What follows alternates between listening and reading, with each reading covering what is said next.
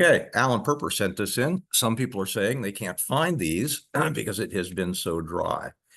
It's been so dry that I've been carrying a water jug out into the woods and watering my chanterelle patch. And I'm happy to say I got enough for one small meal. But had I not rescued them, there would have been just dried little nubs. What I'm going to do tonight is go through what was in the last month of iNaturalist to talk about some of the interesting things that I saw and also illustrate a useful aspect of iNaturalist.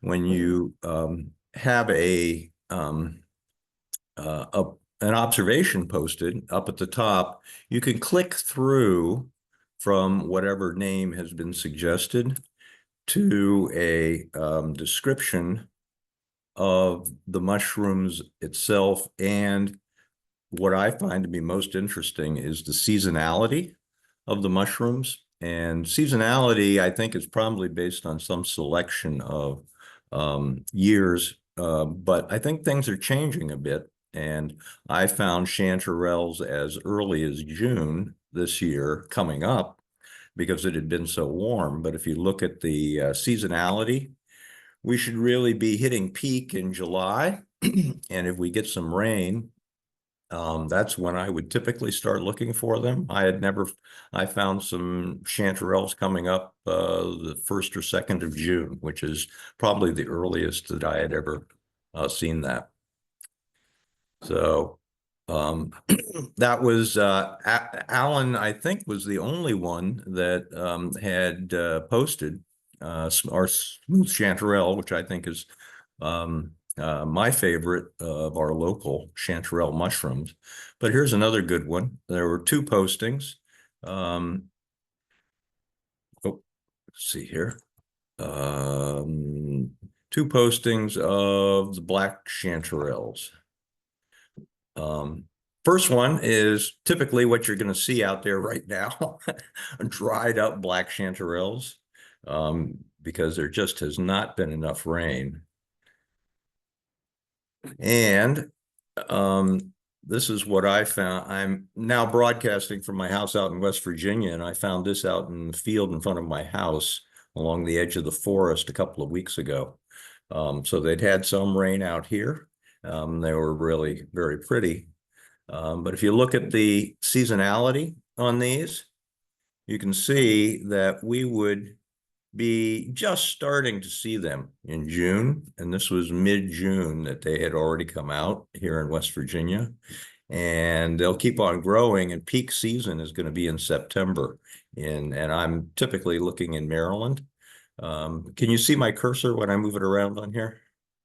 Yep, we're seeing it. Okay, yeah. So you can change this for your locality, and it's going to tell you what the season is for the particular mushroom you're looking at.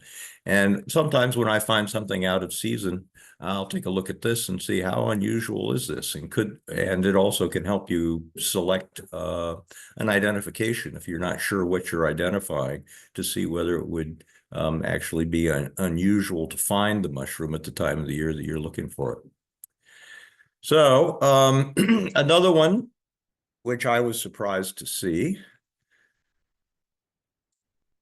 was Pleurotus levis. And there's actually 2 pleurotuses that some people confuse, but I think they've concluded that most of what we're seeing on the East Coast is the Pleurotus levis, and it'll look like a big oyster mushroom, but it's doesn't have as strong a decurrent gill. Kind of stops up here and it'll get kind of brownish, but it can be quite large. It is an edible mushroom, but people don't like it that much. I think it's kind of tough in my experience, but it's a really beautiful mushroom, and you might see 2 or 3 of these growing on a tree at one time, and they're really beautiful to photograph. One that you will find more typically during the summer is Pleurotus pulmonaris. We've had 2 people show up with that. It's beautiful white Pleurotus mushroom. It's different from the fall oyster mushrooms or the winter oysters that we get, which are more substantial and browner. These are pure white. But they smell like an oyster mushroom, and they have decurrent gills like an oyster mushroom. And what I find is that they're not quite as tasty, and sometimes they can be quite flaccid, and they will get pretty buggy. They'll have the classic black beetles in them, so that can help you identify that you've actually found a oyster mushroom. Now, I wanted, though this is not an edible mushroom, I wanted to illustrate one thing that you might find that you might confuse with that. Let's see. Why is it not? There we go. Is the Crepidotus applanatus, which is a much smaller mushroom, but it's pure white like this. And you can see from this picture that it's hygrophanous. So it's going to change color a little bit as it dries out, but it'll be a pure white mushroom. These are not edible. If I'm correct about this, I think that they also have an extremely acrid taste if you bite into them, but I've never tried to eat them. Here's something that was unidentified on iNaturalist. Is one of my favorite mushrooms to find when I'm out looking for chanterelles.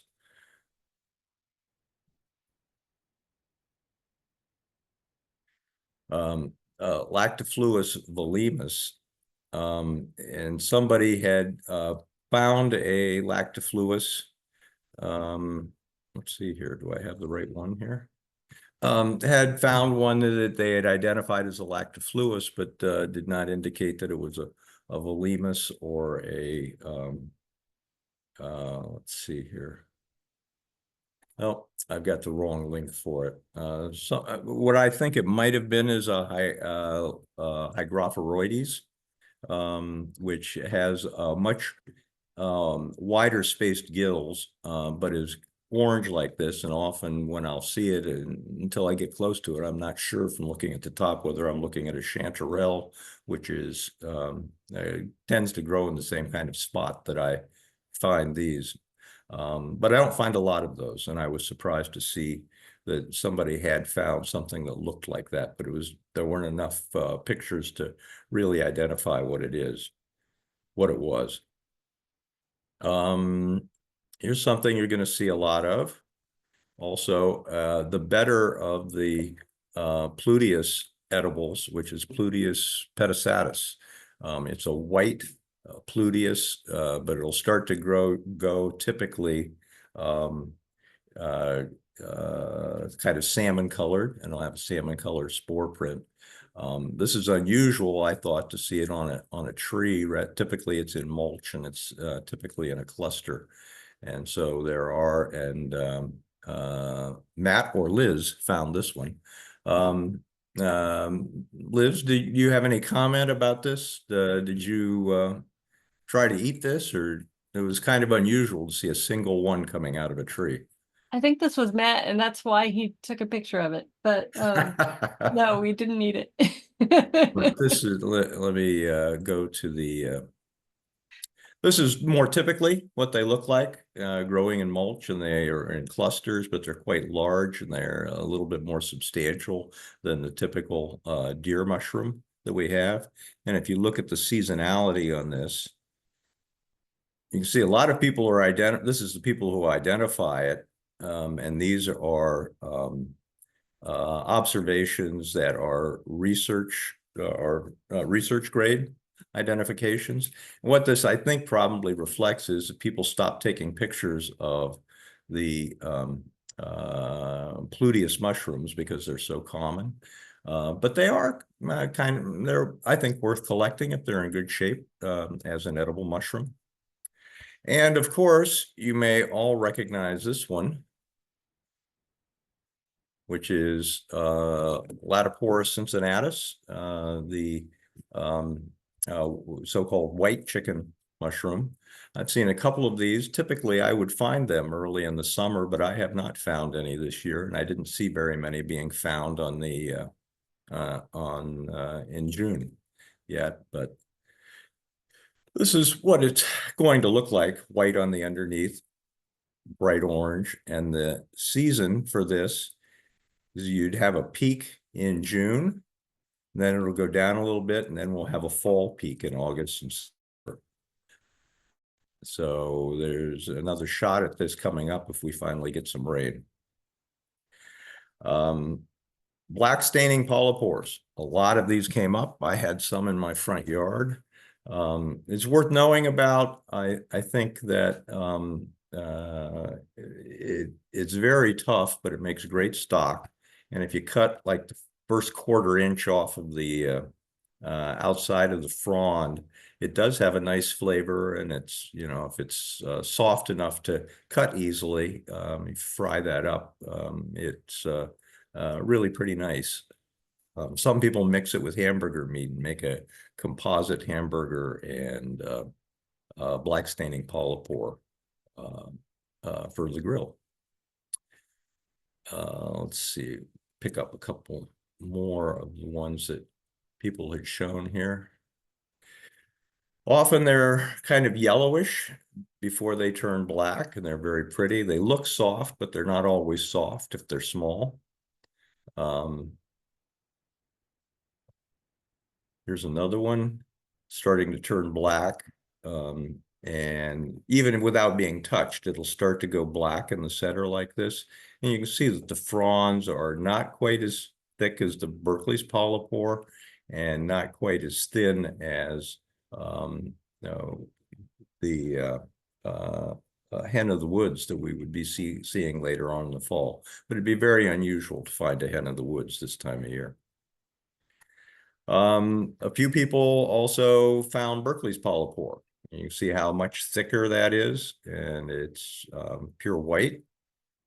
The outer edge of that is also edible. I think it has an interesting odor of kind of licorice, but it doesn't show up when you cook it, and it's kind of like soft tofu if you cut the outer edge of that. I was surprised to see this one, Pseuilus americanus, which is the chicken fat mushroom. It's what it's called because of the yellowish color. This one's a little degraded, but I think this is probably what it was. And you'll find it under white pines, as you can see here. What's the seasonality graph on Pseuilus? I wouldn't expect. Oh, yeah, let's look at that. So it's way out of season. These are people start seeing it more in September, and that's when I found a lot of it under white pines. It's not a great eating mushroom, but if you take off the skin and you take off the pores, you don't have very much left, but apparently it's pretty good. I've dried it, and I think that improves it somewhat. Here's something you'll see a lot of. Again, I think let's take a look at the seasonality on this, which is the Lycoperdon perlatum, which is a common puffball, and it's perlatum because it's got these little spines on it that make it look kind of more nubby than your typical puffballs, but it's edible like the other puffballs. And let's look at the seasonality on that. Again, we'd typically be seeing a little bit of this in June and July, and then it'll start to ramp up in August and September. So it'll be a pretty common mushroom. The advice we've gotten from some of the people who've talked about these that are Sequinotophore is all these small puffballs. You want to eat them almost as soon as you collect them because they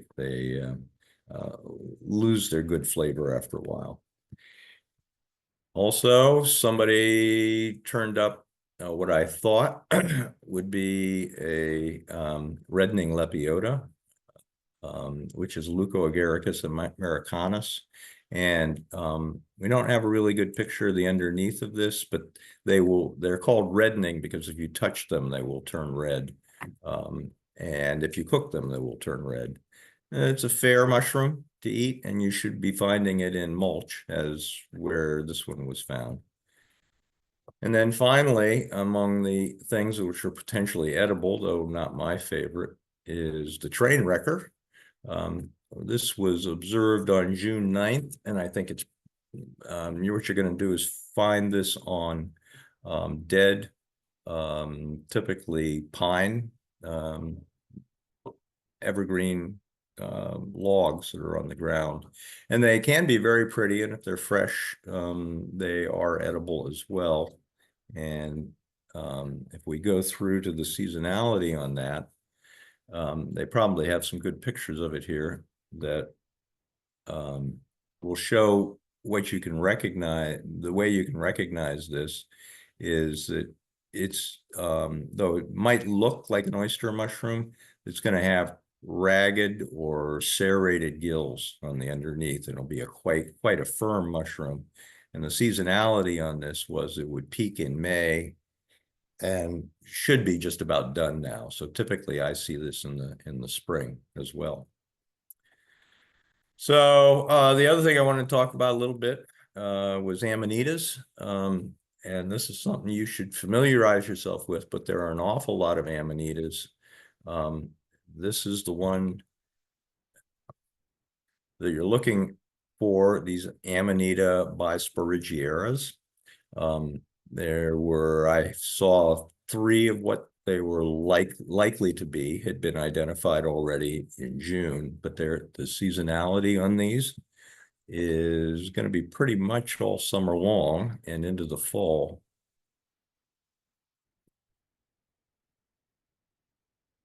Yes, starts in June and it's going to continue on. And again, I think there's a lot of people take pictures of them, but not a lot of people go to the trouble of identifying more of them. And apparently there are the research identification is a little bit problematic because there seem to be a lot of them that are related that